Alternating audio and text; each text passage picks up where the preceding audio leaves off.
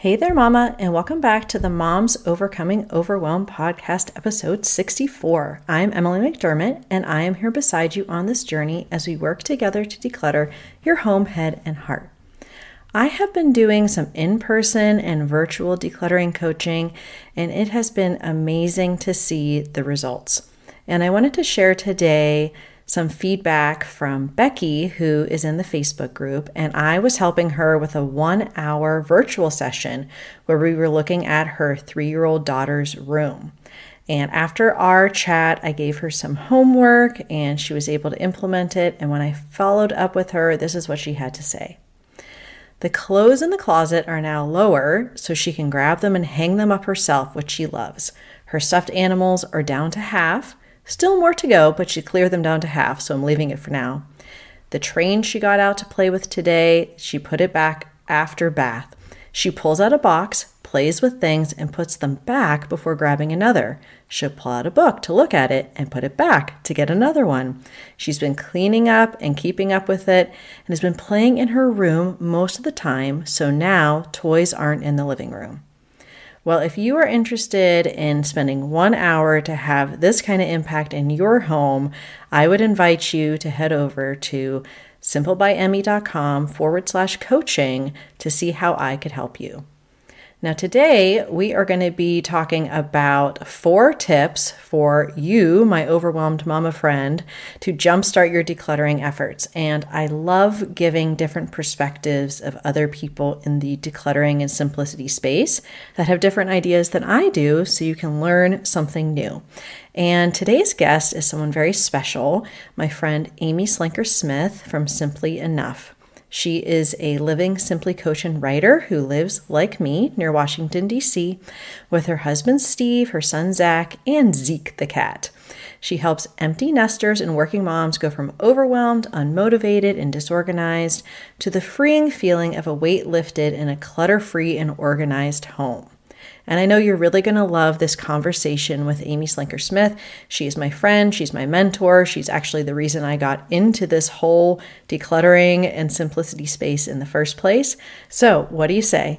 Grab that notebook and pen, and let's dive into today's conversation with Amy Slenker-Smith. Hey there, Mama. Are you tired of all the stuff crowding your home, calendar, and mind? Do you wish you could say goodbye to the endless to-do list running around in your head? Want to declutter but don't know where to start? You're in the right place. Welcome to Moms Overcoming Overwhelm, where you will find proven and practical solutions to declutter your home, head, and heart. Hi, I'm Emily, a wife, boy mom, and simplicity seeker. I struggled to get pregnant and felt overwhelmed until I discovered decluttering could create the physical and emotional space I needed to become a mom. Now, 2 kids later, I've transformed my life and motherhood by developing simple systems around decluttering, capsule wardrobes, kid stuff, cleaning and tidying, meal planning, time management, and more, and I can't wait to share them with you. If you're ready to reclaim the time and energy you crave, be present with your kids, and finally enjoy the life and motherhood you so deserve, let's kick overwhelm to the curb, shall we? Grab your lukewarm coffee, your notebook and pen, and clear off some counter space. Let's do this. Well, hi, Amy. Thank you so much for joining me on the Moms Overcoming Overwhelm podcast. I am so excited to talk to you today. Me too. This is great. Such an honor to be invited. I appreciate it. Thank you. Yeah. So you and I are buddies, and I have you to credit for me doing any of this in the first place, honestly. Because you came and spoke to a mom's group that I was a part of. And I was like, wait a minute, what? Like, you can talk about this stuff? And then I started talking to moms groups and, doing the podcast. And so I just really want to sincerely thank you for being a mentor and a friend that has been helping me so much on this journey. And I know you just have so much wisdom to share. So I'm just very excited. Well, you're very welcome. And I love watching all the different, steps that you've taken. And I am equally inspired by your journey. So I think there's a whole lot of like back and forth that we do in the space. And there's so much to talk about. And there are different perspectives that I think resonate with different people. And so I've learned things from you that then, I've brought into my own space with my own audience. So I appreciate that. Yeah, of course. Well, I would love if you could take a moment to introduce yourself and your family. talk about kind of what you do, the people that you serve, and, when you're not doing all that, anything that you might like to do in your free Yeah, time. in my copious amounts of free time. Absolutely. So, well, thanks. So I'm Amy Slenker-Smith, and you can find me at Simply Enough. And I started my business in 2016. I stepped out of almost 20 years of corporate consulting to launch my own business and to be even more intentional about living simply with not my time, my resources, my talents, my money, all of the above. And so my family, I have a little family. My husband, Steve, and my son, Zack, is a junior. We'll be launching him in 16 months. I actually have a Post-it on my desk that tells me how many months because I want to be intentional about those months. And there's one more boy in the house. I'm completely outnumbered. Zeke the cat, he's actually right here with me in the office. He is often with me in the office. So that's our little family. And I serve mostly empty nesters and working professional moms with like school age children who are realizing, I think, that the stuff has started to pile up and that it's started to become an obstacle, or the empty nester who definitively knows that they want less and that they're turning the page to that new chapter. So those are primarily the people that I work with, which I love. I love coaching them. I love teaching them. I like writing to them, all of the above. And then as far as my spare time, well, as you know, you'll find me at a lot of Penn State football games in the fall, and you'll also find me skiing in the winter or on the pool deck in the summer. So we love the beach. My son is a swimmer, so we're all things water in the summer, and we're all things snow in the winter because he's a snowboarder. So that's just a little bit about me. Yeah, awesome. And yes, we have a lot of things in common. Yeah. And one of the other things we have in common is just sort of our journeys to becoming moms. And I've spoken on the podcast before about sort of my infertility journey and just how Yeah. it really shaped how I was able to view motherhood and, what actually matters to us as women and as moms. And I know, when Zach was little, you kind of have had several different epiphanies as you've kind of gone through this motherhood journey. And I was curious, there's probably not just one example, but if you could just give one example of when you felt, completely overwhelmed, whether that be by your schedule or your stuff or any of those things. And, what was that catalyst or kind of that moment when you realized, oh my gosh, light bulb, goes off, something needs to change. This is not the way that I'm supposed to be living my life. This is not how I want to be a mom, any of those things. Could you walk us through one of those examples? Yeah, I've got a pretty vivid one that I could go stand in the spot in the parking lot where I was when it happened because the view is kind of that vivid. So I was, as you alluded to, we do share that infertility journey, and I think for certain that is a part of the path and a part of the plan a little bit for me. I can see that in hindsight. I do not mean to diminish that for anyone who is going through that actively right now. It's one of the hardest things that you'll go through. And so being on the other side of it, having this infant son and there was a day where I was doing the daycare dash, as I like to call it, because had gone back to work, 4 or 5 months after having Zack, and we were doing all the things, we were climbing the corporate ladder, and I was taking him to daycare, and my husband and I were, dividing and conquering, and thought we were still doing all the things. And there was a day where I picked up Zack from daycare, and I was always the pickup person. And so this was a normal part of our routine. And I stopped at Target to do a Target run.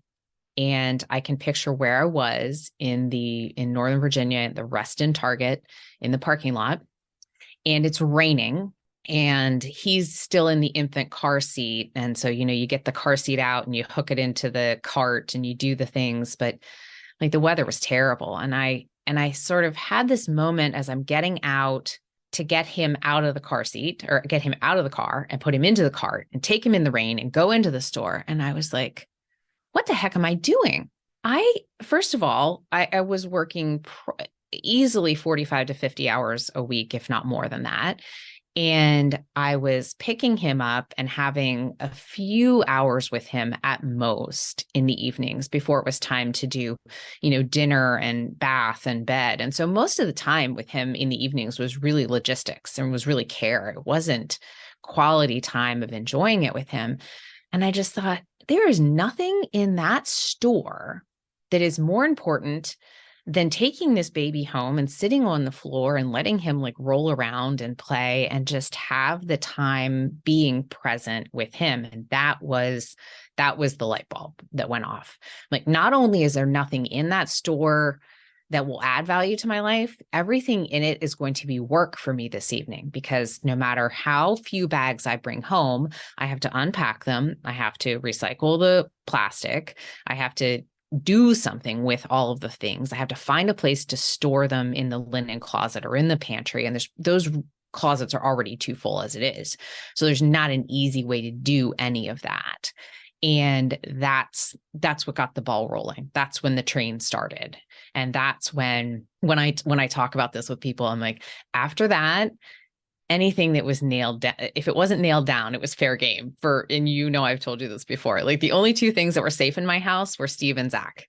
And that was it. And anything else was a candidate for being donated or thrown away or just literally just get it out of my house kind of mindset.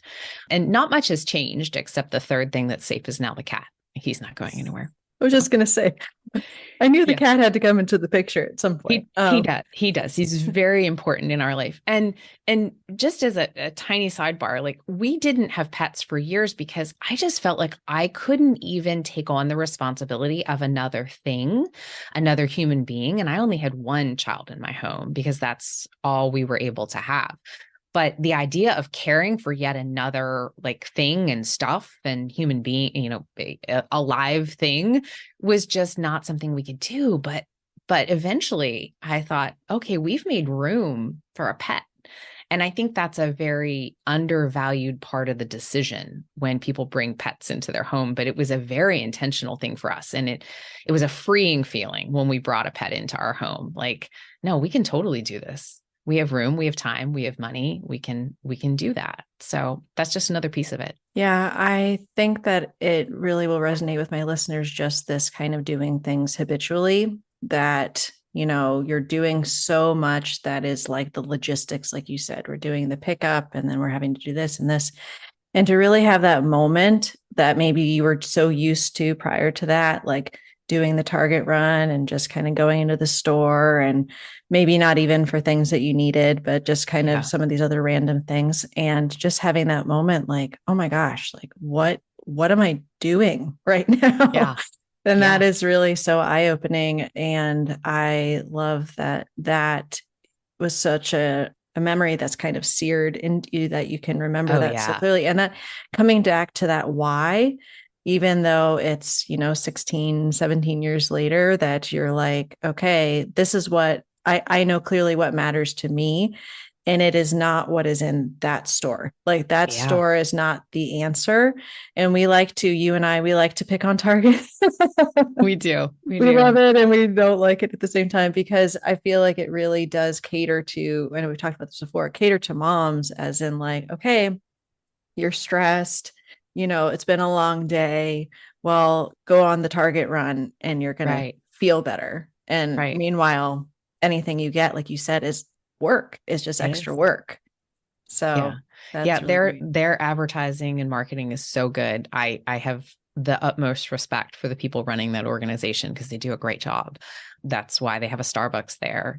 That's why, the advertising and the way the end caps are set up, it is all meant to, entice us. It has that sort of Pottery Barn-esque section to it now, where you walk in and see, oh, if I just buy these things, my house will look like this gorgeous display in Target. And that simply isn't the case. Invariably adding things to our home is not what makes it more organized. It's removing. Yes. Amen to that. Well, we're going to get into these 4 tips. I'm so excited, because my overwhelmed mamas, the question I get all the time is, where do I start? Where do I start? Is just clutter is surrounding me on all sides. I don't have the time. I don't have the energy. I don't know what to do. Help. So I would love it for us to go through these tips because you and I, like you said, we do have different expertise and perspectives. And I love if something can resonate with listener that maybe I haven't even thought about. I just am very excited to share. So in the same vein of our Target conversation, what is your first tip for how we can start on our decluttering journey? Yeah, this is probably, I mean, at this point in the conversation, going to come as no surprise to your listeners. My first bit of advice that I give to anyone is stop shopping. And sometimes I will say stop the inflow. Like I try to couch it but that's not, I feel like that's not serious enough. The answer really is to stop shopping. You have to identify the apps that are on your phone. You have to identify the store that is a trigger for you. For me, it was Target. To this day, I make 1 to 2 trips per year to Target because it's Wow. that much of a trigger store for me. I know that when I get in there, even with a list, it's very hard. Costco, I think, is another one where their advertising is very good. They make all their money in the middle of the store, and you have to walk around all of the high marked up items in the middle of the store that you didn't know you needed until you have to walk by them. It'll be bathing suits right now at this time of year. It'll be, beach chairs. It'll be beach towels in volumes too. Suddenly you need 3 or 5 of them. And that's, again, simply not true. So identifying the stores, identifying the apps on your phone that you could delete, turning off one click, disconnecting credit cards, all of these things are ways to make it less convenient and force a pause. And so for me, it was about stopping shopping meant I wasn't going to stop at Target anymore. Or if we needed something, I was going to try and buy it locally. So I started buying my saline solution and all of my toiletries just at Giant at the grocery store down the street because I was already going there and I was less triggered to buy more impulse buys at a grocery store than I was at Target. So just making that simple shift. And sure, I was probably paying, 20 cents or maybe $1 more even on some of those products. But the money I was saving by not going into Target made all the difference. And so I think when you identify what those stores are, and when you stop the inflow, it gives you a chance. The reason it's important is like it gives you a chance to get a handle on what's already there because you're overwhelmed by what's already there. And so then you can start to deal with the existing, and taking that pause also helps us to figure out, okay, could I conquer this differently? Could I substitute an ingredient? Could I use up a bunch of like travel toothpaste? Could I borrow something from a neighbor? Could I repurpose? Like the concept of need and want really starts to set in. Okay, what do I need from Target or what do I need from Costco?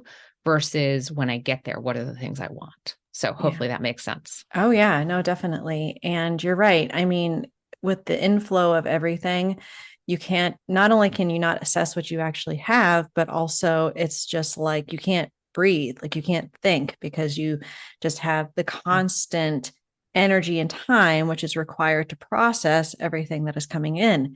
And I know even with, groceries, which most people would think of, right, that need rather than the want, if I don't check to see the inventory that I already have, then Yeah. I go to the store and I'm at Costco and I'm like, I think we need this. I don't remember. And then you end up having like way too much, which again, managing space, like where does it Right. go? Like, how do I keep track of it? So, and just like you said, understanding those trigger places.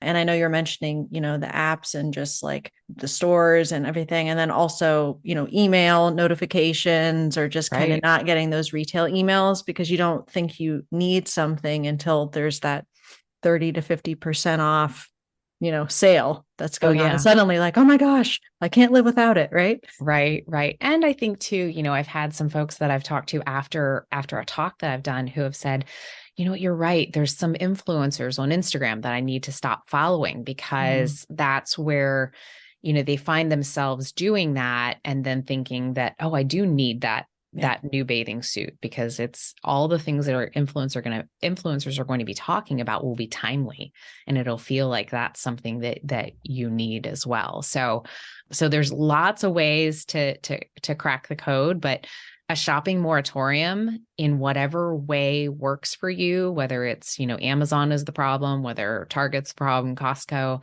just deciding to not be in those spaces for a period of time can help you see how you can really identify the needs, and you can possibly purchase the needs elsewhere such that it doesn't bring more excess into your home. So yeah, I love that. Okay, let's move on to tip number 2. I'm very excited. I feel like Vanna White. Here's tip number 2. Yeah, I love that. I love it. This is good. This is good. Okay, so this one has a couple of components to it, and it really is about the getting started, because just like you, when I start to work with my coaching clients, I want them to feel that this is achievable, because most often they're trying to tackle the whole house, especially if they're an empty nester who's getting ready for a move, or, I've worked with families who are actually moving to bigger homes, unfortunately. And so they're still trying to do the right thing and to set the new house up in the right way, which I think is great. And I applaud that and I celebrate that. So I want, anyone who starts into this space and is feeling overwhelmed by, no matter how big or small your home is, you have to start small. You have to start with your own stuff, because remember, you're the one listening to this podcast, not your husband, not your kids. And you have to start in spaces you use daily, because that creates some motivation. You start to see those spaces. And I always say, just pick 5 small spaces, write them down. What are those 5 spaces going to be? Something as simple as your purse. Maybe it's the diaper bag. Maybe it's the work bag.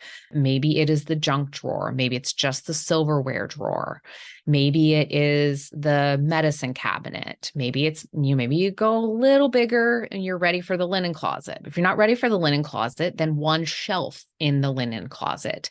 Like, just breaking it down into small projects. There's hundreds of studies that show that we are much more productive when we work in smaller bits of time on smaller projects. And yet I think the inclination is, oh my gosh, it'll take me 2 days to do my clothing closet, therefore I'm not even going to start.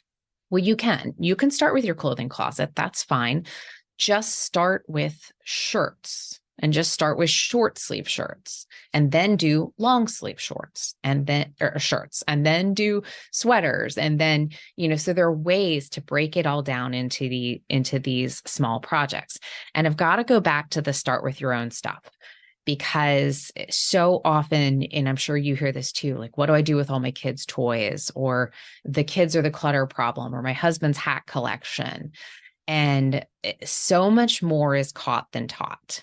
And your family will see the difference in you when you start to feel like places are settled and your eyes have a place to rest. And it's easier to find the pink spoon for your daughter in the silverware drawer because you've gotten rid of all the spoons that she doesn't like. That's a real example. One of my clients did that.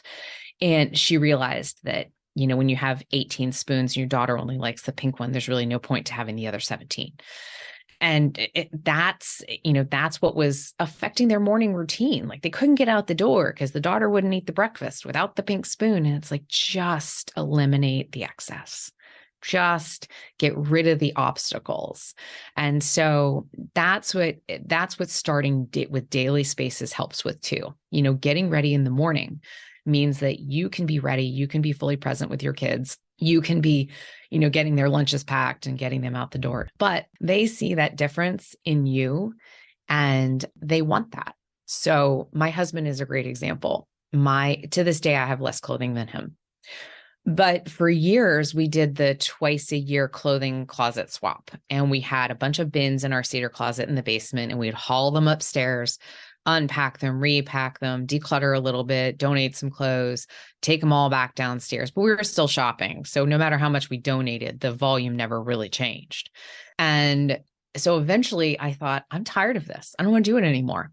And I had been moving enough stuff out that I could get everything in one closet and one dresser. And so the only thing that was left in the basement closet was his bins. And he said to me, hey, which bins of these are yours and which are mine? I'm like, they're all yours. I'm all done. Not doing it anymore. He said, really? He said, they're all 4 of them are mine. I said, yeah, all 4 are yours. And he said, okay. He's like, well, I think I can do that too. And so it just, that's all it took. Like I didn't say, hey, you should do this with me. You'll feel better. You'll save 2 weekends out of the year. He came to that conclusion all on his own, just because the only bins that were left were his anymore. And so then eventually I stopped putting stuff in the dresser and everything is in my clothing closet. And he has done the same. So all of Wow. this is like come along.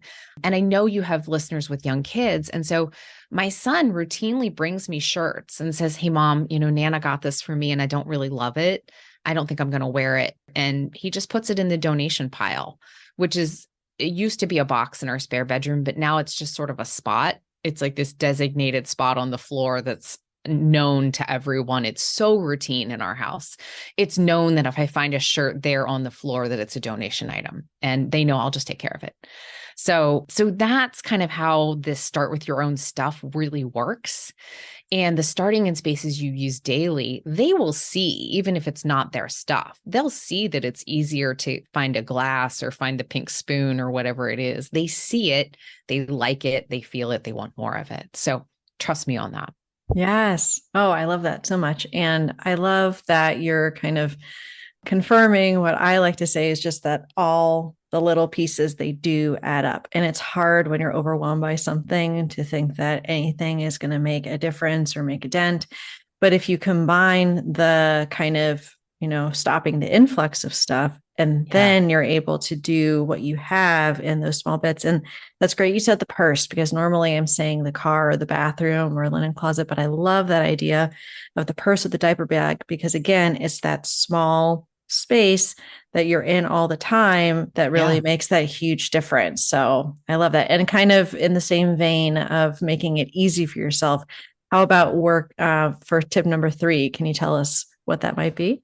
Yeah. So I was fortunate to be a part of, there's a blogger that you and I both know and love, an author, Joshua Becker, of Becoming Minimalist. And I was fortunate enough to recently be a part of a new training he's doing for professional organizers.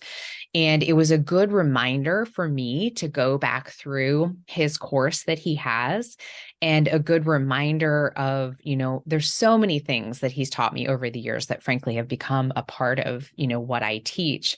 But he reminded me over the last few months, going from easiest to hardest. So when you're starting in your home, do not start with the storage room. Do not start with the garage or the basement. Or if you're in 3 clothing closets, if your clothes are kind of spread out, don't start there. Start in the easiest rooms. And quite often that is something like a family room or a living room, like a common space.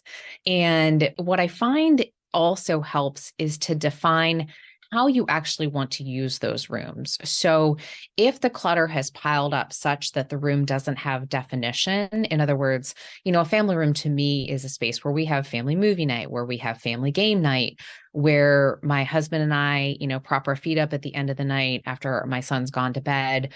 And so that's how that room is defined for us. There was a period of time where it also doubled as a playroom. There was a corner of the family room that was designated as his play space. And so the volume of toys we kept in the family room had to fit in that boundary. We created a boundary for what his toys would be, and it was a cabinet that was already in the family room.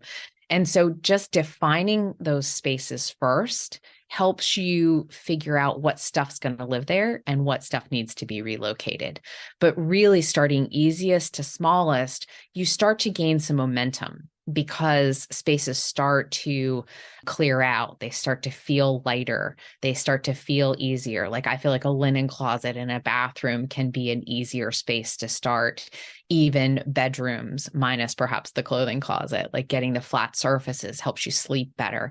But easiest to hardest in your home is undoubtedly like the best way to go when you're first starting with your entire house. Yeah. And I love thinking about like the purpose, what's the purpose of the room, and then being able to make decisions based upon that. Yeah. Yeah. Okay. Well, I love this tip number 4, because this is what I try to remind my mamas all the time and say, this is the truth in love. It is. So give us the truth in love for tip number 4, Amy. Well, the truth in love is that no more excuses. we're all busy. Okay. I might have a 17-year-old, but I'm still busy. It's a different kind of busy. I was busy when he was little too. I was doing the daycare dash. As I explained, I was working full time, and you have to make time for the work. Truth and love, I realized that if I had time to do a Target run, which was going to add probably 45 minutes onto my, evening commute, then I had time to go home and declutter the pantry. I had time to go home and box up some stuff and put it on the front porch for a donation pickup. And I think that when I started to think of the shopping as taking my time away from my home, taking my time away from my family, taking my time away from the things that really mattered, like this work is just too important to not do it. And I started setting aside time on the weekends, be it, when my husband was off at the park with our son, or early in the morning or late in the evening. It doesn't matter when it is. It doesn't matter if it's only an hour while they're at preschool, like if that's all the time that you have between the drop off and the pickup, because I know that's a small window, but take that time to declutter one drawer or one cabinet and resist the urge to just bring more stuff in. So it's too important to not do the work. And once you get going, as you and I both know, like there's no better feeling. Like there's no better feeling than creating the kind of spaces that we have in our homes now, being on the other side of it, and we're having a room where you walk into it and your eyes have a place to rest.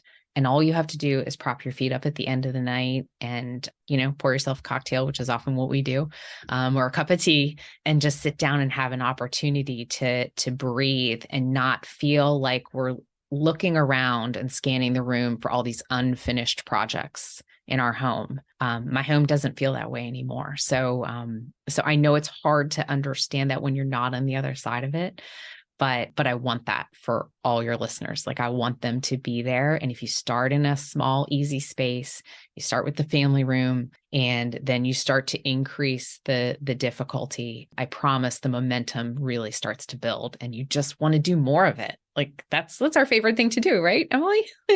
Oh, yes, definitely. Well, Yeah. Thank you. Those are very helpful. And I want you to have some time to be able to talk about where listeners can connect, but I'm going to recap the tips if that's okay with you, because they're so good.